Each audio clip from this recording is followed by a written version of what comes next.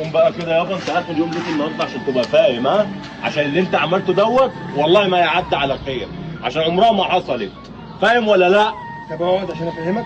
اقعد تفهمني ولا ايه؟ ايه هنمسك في بعض قدام الناس؟ هتفهمني ايه انت؟ افهمك اقعد. وانت عملت اعتبار لحد؟ طب اقعد. اديني قعدت.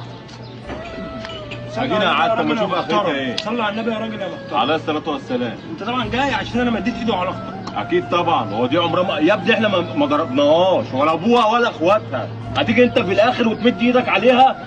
طب انت هتيجي تمسك في واحد انت ما فهمتش منه؟ انت سمعت من اختك ما سمعتش من الطرف الثاني، حصل؟ حصل يا عم، عندك حق. يبقى تسمع مني اسمع يا وبعد كده احكم. ارغي. هرغي يا عم. صلي على رسول الله عليه الصلاه والسلام. انت راجل متجوز، تمام. ينفع مراتك تهينك باهلك؟ لا ما ينفعش، بس ما اضربهاش برضه. تشتمك بالفاظ مش كويسه وتجيب اهلك في الموضوع؟ لا طبعا ما ينفعش، بس برضه ما اضربهاش. مش ده السبب اللي انا اضربها، عندها اهل تروح حلو تقول لهم ما الكلام. جابوش حقك وبعمل اللي انت عايزه. حلو الكلام. في بدايه الحوار لما احنا شدنا مع بعض كله الكلام عشان بقول لها خلي بالك من العيال وحرصي عشان اليومين دول في وغش بره في الشارع وحافظي على بناتك وعيالك. غلطت؟ لا ما انت وانت وانت ودايما